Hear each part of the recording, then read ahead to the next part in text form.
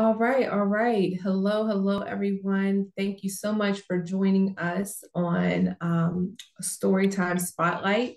This is a series at the August Wilson African American Cultural Center that highlights Black and Brown authors of children's books. I'm Catherine Calhoun, also known as Cece, and I'm the Director of Education and Community Engagement at the center. I'm so thrilled to have an author with us who just happens to have written many children's books. And her name is Miss Lisa Joy Stevens. And I would now love to say, how are you, Miss Joy? Miss Lisa Joy? Do you have a nickname or do you prefer Miss Lisa, Miss Stevens? Miss Lisa's fine. All right, all right. So how are you, Miss Lisa? I'm doing good, Cece. And Ari, how are you, Ari? You know, Ari is actually she's off camera now, Oh, so okay, yep. okay. But yeah, so thank you so much for joining us tonight. I know that you could be doing anything else in the world today, but you decided to be here with us tonight, and we are so grateful. So, Miss Lisa, could you tell me just a little bit about you, like maybe where you're from, you know, Okay. educational background, things like that? I am originally from Pittsburgh, Pennsylvania. I Nice. currently reside in Virginia and I have a son, only one child. I have a business degree in communications and I have an associate's in at Strayer Community College. I'm Okay. currently working in the mortgage industry. I have been there for about 20 years. Okay, nice. And when you were living in Pittsburgh, what part of Pittsburgh did you reside in? Wilkinsburg. All right, Wilkinsburg. Shout out to Wilkinsburg. Yes. So, Miss Lisa, I think myself and a lot of other people may want to know, how did you get started in writing? I like to sometimes say by accident. When I Okay. was a child, I had a speech impediment. There were a lot of words that I mispronounced, and it was always pointed out to me. And so I kind of shut down where I was quiet. I was always afraid to talk in front of a crowd, especially. And so I started writing everything down. Mhm. And I that led me to write poetry, plays, music. And I said, I kind of like this. And so every time I would meet somebody, they would say, well, you're so quiet. And then I would show them my works. And they would always say, that's very nice. You should be a writer. So that's why I kind of say it kind of fell in my lap by accident, but I enjoy it. I write everything. That's awesome. And I know you mentioned that you also had written poetry at one point. Did you ever get a chance to perform your poetry or any of your pieces in front of an audience? No, never in front of an audience. I've always had that shyness to get up there and do that. But Mhm. I'd like to say that when people call me a writer, I'm actually a poet. I still Okay. write a lot of poetry. Haven't found the market for it. So Mhm. that's what led me into doing children's books and short plays and other things like that. Okay. That that's great to hear. So your writing happened on accident, which of course then led you to become an author. And then you have written so many books. What kind of inspired you to start like writing your own books? You know, you went from poetry and just writing things down, and then now you have a series of books, which I would like to hear about too. Okay, so the series of books are mostly with the children's books. I have 14 out to date, and I'm working on three more. Um, I just started writing these children's books a little over a year ago, and what led me to write them is lately I've been hearing a lot, especially with the pandemic, about people suffering with depression, Mhm. anxiety, and I could only imagine what our children are going through. I know when I was a child, I didn't talk about things like that. Like I was Right. bullied as a child, and I didn't tell anybody I was bullied. You kind of hold all that in. So I thought if I can get some educational books out to these kids and maybe get something they can relate to, maybe Mhm. give them guidance because I can let them know I was once there. And Right. being quiet about it doesn't help. So I know if they don't go to their parents and the parents can help them or get them therapy, what are they going to do? Just sit there and internalize it. So I Mhm. wanted to get these books out so maybe they can relate. And then I want to also branch off and maybe get a lot of these kids together where they have their own circle of friends and they can all communicate and talk about it. That's great. Now, with your work, with the message you're trying to the message you are putting into your books, have you ever done any workshops or any educational things around those particular books with Because us? this is so new and I've been steady writing and doing other projects, that is definitely in the works. I've actually got a call from Fairfax County Public Libraries here in my area, and they Mhm. suggested that we do some workshops together. That's great. I mean, there's always, room out there for many workshops. I think, with the subjects that your books touch on, I think it's, Mm-hmm. like you said, it's needed and it's needed to be heard by all children and families in general. So Yes. I'm looking forward to seeing what those workshops will be. So I know as a creative myself, um, and just a person who also likes to write, we all have some type of process, right? Yes. So just curious, what is your process to writing? Well, sometimes I can be all over the place. I can honestly get a story in the morning and get another one in the afternoon and maybe another one at night. So I keep a pen and paper always close to me. Okay. Um, I find that a lot of people do write, but I find if there's times if I'm struggling to write something or if I have to think about it and it's not flowing, I put the pen down. So that would be one of my suggestions to any writers out there. If you're struggling with it, maybe you just need to wait and not rush and, get things out. But me, I'm always writing constantly. I'm always thinking of something to write. So I just jot a lot of things down and just kind of piece it together when the time comes. Okay. So I know, like, for instance, we're the August Wilson African American Cultural Center, and a part of our exhibit, The Writer's Landscape, one of the parts we talk about when you first go into that exhibit, we have the coffee shop. And the Hmm. coffee shop was significant to August Wilson because that was a place where he was able to be creative and write things down on pieces of napkins. Yes. So I guess you could be anywhere and write on anything when those creative juices start flowing. It just, hey, That piece is of a correct. napkin, piece of mail, writing it down. So that's great.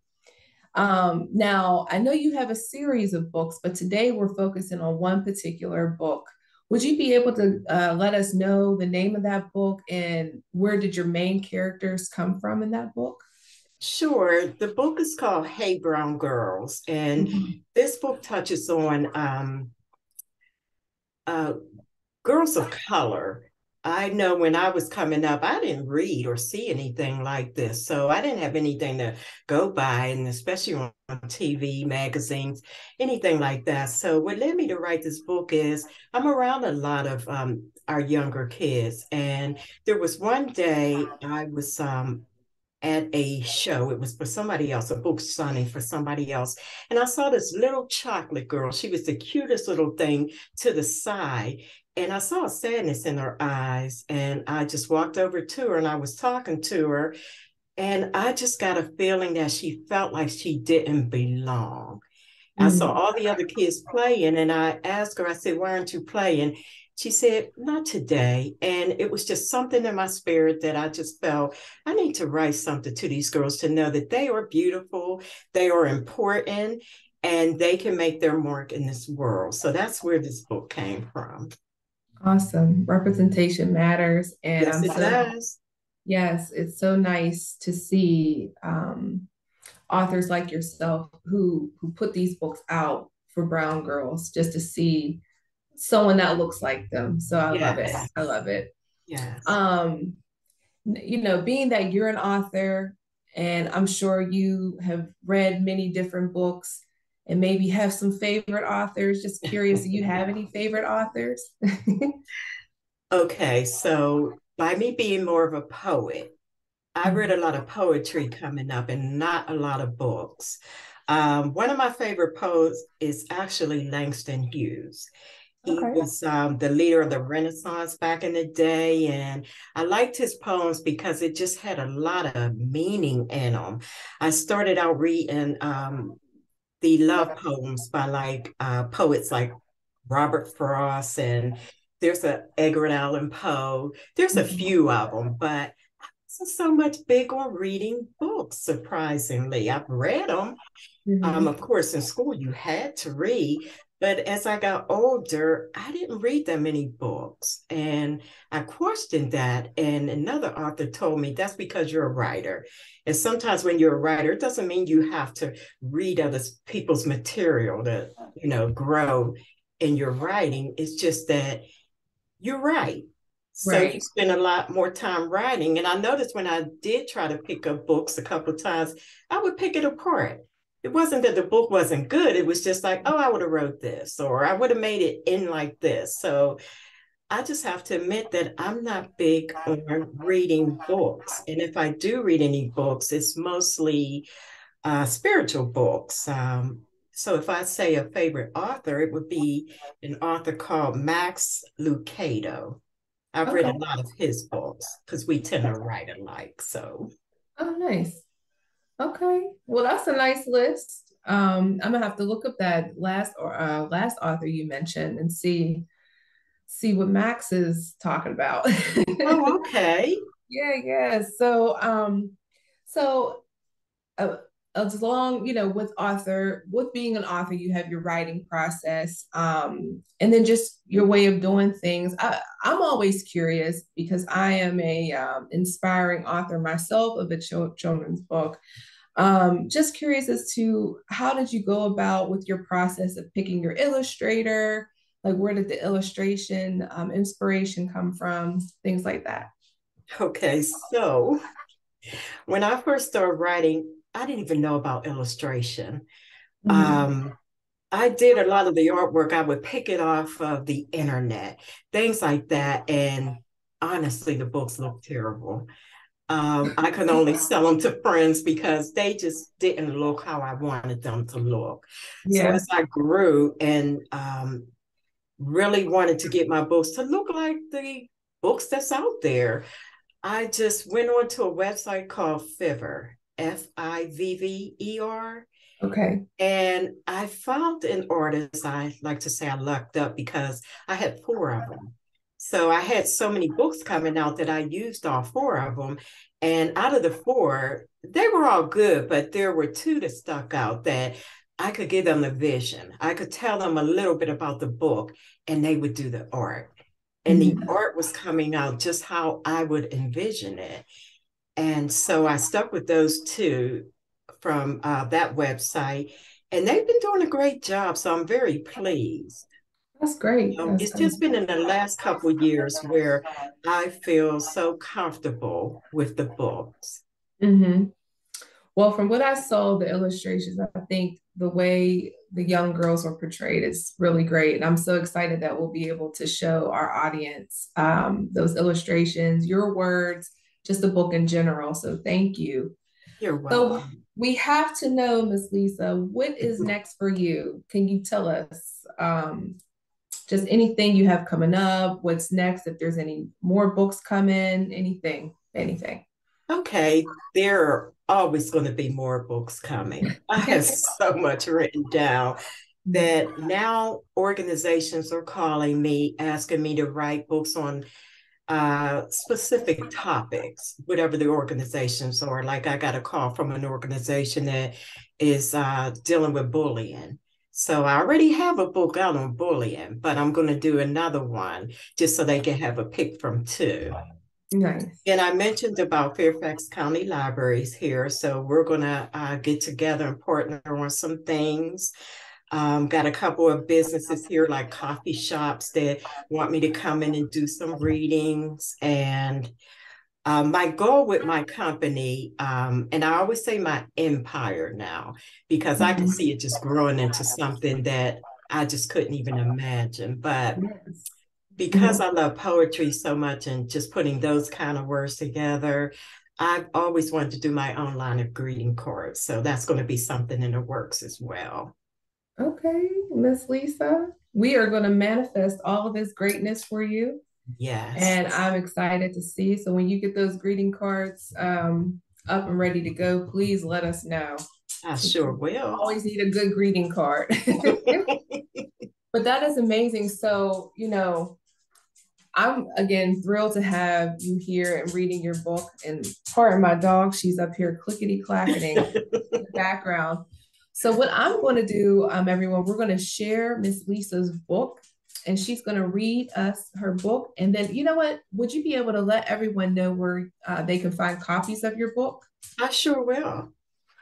Did you want me to let them know now or at the end of Go the ahead, let story? them know. Let them know. Okay. My books can be found on my website. It's at www.lisajoybooks.bigcartel, CARTEL.com. Awesome. Yes. So we'll ask you at the end just one more time to let them know. We gotta let them Okay. know. Okay. So I'm gonna go ahead and share my screen so we can see your images and words. All right. Let's just get this started here. All right, here we go. Okay. Again, the title of the book is called Hey Brown Girls. Hey, brown girl, you can be anything you want to be. My name is Selena, and I want to be a restaurant owner. Through my passion for cooking, I regularly have friends over for lunch to taste test foods I plan to have on my menu someday. My favorite foods to cook are grilled or baked chicken, homemade pizzas, chicken salad, and any kinds of pasta dishes. My name is Tamala, and I want to be a painter. I love sketching a drawing and then painting it. I use a lot of bold colors to brighten up each painting. I use color choices that can match any decor for my customers. I also mix colors to add to my catalog. My name is Ebony, and I want to be a professional golfer. I learned how to play the game by hanging out with my dad and his friends. At first, I thought it was impossible to get that small ball into an even smaller hole that appeared to be out of reach. Then my dad showed me how to stand, hold the golf club, and aim for the hole. I tried this on a mini golf course and fell in love with the sport. My name is Michelle, and I want to be a private investigator. I love researching and figuring things out by putting the pieces together. I play all types of board games where you're given clues and you have to solve the puzzle. My parents are always impressed at how well I do at these games, so they suggested that I look into being a private investigator. I have an uncle who is a police officer, and he talked to me about steps needed to get into law enforcement. My name is Alicia, and I want to be a hairstylist. I have been doing my own hair since I was 4 years old. I wear so many different styles on a weekly basis. I love wearing curls, braids, and ponytails. I use barrettes, hairpins, ribbons, headbands, and colorful rubber bands to accessorize my hairstyles. My name is Malaysia, and I want to be a dancer. I have been dancing since I was 3 years old. After school, I attend dance classes, and I have performed in a few school, church, and local plays. My name is Kimmy Joy, and I want to be a fashion model. I love dressing up. I'm constantly looking at magazines for the latest trends in fashion. I love adding jewelry, the right shoes, belts, and a handbag to my outfits. Oh, and I'm not afraid of color. All right. My name is Tasha, and my dream is to play in the WNBA. I play many sports, but basketball is my favorite. When I was younger, I played with my two brothers, and they said I was good and should consider trying for the girls' team in our area. I did, and I won a spot on the team as a point guard. In my first year playing in the summer leagues, we won a championship game. I love hearing the crowd cheer us on, and of course, I love winning. I am so competitive that my brothers will no longer play with me. I think they fear I may beat them. My name is Marissa, and I want to one day be the President of the United States. I plan to study law when I finish high school. Right now, I do community work with my mother for various organizations and charities in our area. She knows my passion for the well being of people and wants me to see different community needs and be a part of the solution in keeping those communities thriving and providing more assistance for the less fortunate communities so they can be safer and prosperous. Brown girl, you are lovely in every shade. So I wanted the kids to see what all they can be in this book and to always dream big. Yes, I love it. And I Thank love, you. you had every type of representation there as far as like different careers, different Yes, shades, different hairstyles. I really enjoyed it. And thank you so much. you are so Um, welcome. yes. So, hey, Brown Girl. And would you be able to give us a few names of your other books just in case someone wants to like Google them or the, you know what? Matter of fact, you gave us your website. So are they look all on there as well? Yes, and the books touch on bullying. They Mhm. touch on loving who you are. There are books on there that even talks about disabilities. So it's everything that our children, you could think of that our children are going through today. There's a book out there. And the website again is